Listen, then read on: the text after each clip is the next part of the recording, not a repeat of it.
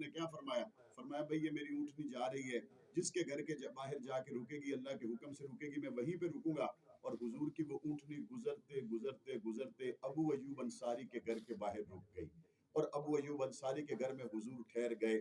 Barcelona کے لوگوں میں آپ سے پوچھتا ہوں، میزبان رسول مدینہ منورہ میں حضور کی میزبانی کرنے والے ابو ایوب انصاری کی قبر مدینہ میں ہے؟ نہیں ملے گی۔ ابو ایوب انصاری کی قبر مکہ میں ہے؟ نہیں ملے گی۔ تلاش کرو تو میزبان رسول مدینہ میں جس کے گھر کے باہر اللہ کے حکم سے حضور کی اونٹنی آ کے ٹھہر گئی، ان کی قبر ملے گی تو آپ کو ترکی میں ملے گی۔ اور ابو ایوب انصاری روانہ ہوئے، جب پاک پیغمبر دنیا سے چلے گئے، حضرت امیر معاویہ کا زمانہ تھا، اور ابو ایوب انصاری کے ذہن میں یہ بات تھی کہ کملی والے آقا نے فرمایا ہے جو پہلا بحری لشکر میری امت کا روانہ ہوگا اللہ سب کو جنتیں عطا کر دے گا۔ ابو ایوب انصاری کہتے بھئی مجھے بھی لے چلو، اور صحابہ سے کہا اگر راستے میں فوت آ جائیں تو میری لاش کو بھی لے کے چلتے رہنا۔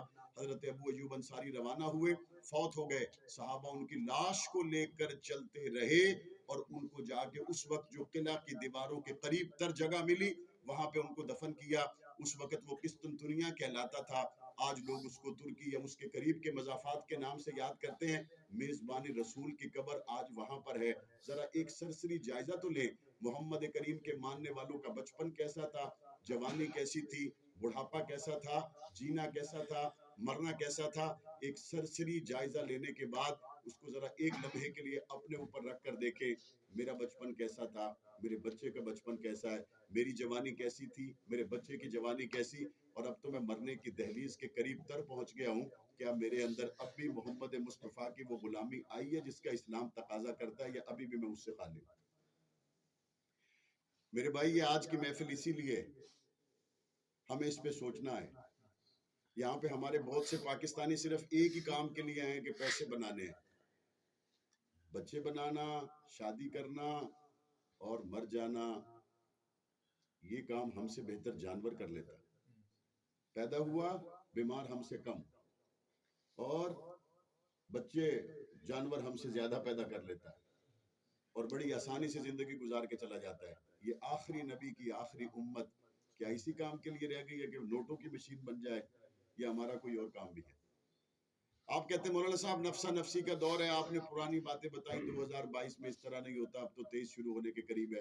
آئے میں آپ کو بتاتا ہوں مولانا اعظم طارق کون تھے، آئے میں آپ کو بتاتا ہوں مولانا ضیاء الرحمن فاروقی کون تھے، آئے میں آپ کو بتاتا ہوں امیر عظیمت علامہ حق نواز جنگوی کون تھے، آئے میں بتاتا ہوں علامہ علی شیر حیدری کون تھے۔ وہ لوگ تھے جنہوں نے حضور کی اصحاب کی ناموس کے لیے اپنے آپ کو پیش کیا، قربانیاں دیں، دنیا سے چلے گئے، لیکن انہوں نے کہا بھئی ساری باتیں اپنی جگہ پر، یہ تو نہیں ہو سکتا کہ ہماری جوانی بھی ہو، تندرستی بھی ہو، اور مصطفیٰ کریم کی آبرو پہ بات آ جائے اور ہم کہیں ہمیں بچے پیارے ہیں، رسول اللہ کا ابو بکر پیارا نہیں ہے۔ ہمیں اپنی کچھ دینی ذمہ داریوں کو بھی سنبھالنا چاہیے۔ ہم کہتے ہیں مولانا صاحب مصروف زندگی ہے، کیسے ہوگا؟ میں آپ سے صرف اتنا کہنا چاہتا ہوں، مصروف زندگی میں سے بھی بوڑھی اماں کی خیریت فون پہ پوچھ لیتے ہو یا نہیں پوچھ لیتے؟ مصروف زندگی میں بھی ابو کی خیریت پوچھ لیتے ہو یا نہیں پوچھ لیتے؟ آپ کی زندگی بالکل مصروف ہوگی، لیکن کیا اس مصروف زندگی میں ابو بکر صدیق کی محبت کے لیے خرچ کرنے کے لیے بھی تھوڑا سا وقت ہے یا نہیں ہے؟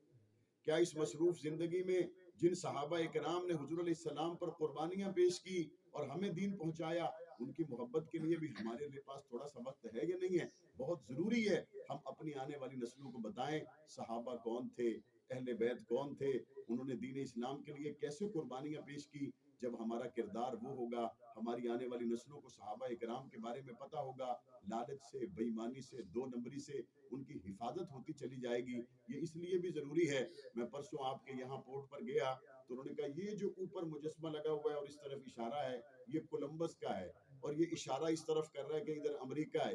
میں نے کہا یہ امریکہ کو دریافت کرنے والا کولمبس آج دنیا میں ہے؟ انہوں نے کہا نہیں ہے، لیکن انہوں نے اپنے طور پہ اس کا مجسمہ بنا دیا تاکہ امریکہ کو کھوج کرنے والے کی یاد آنے والی نسلوں تک باقی رہے۔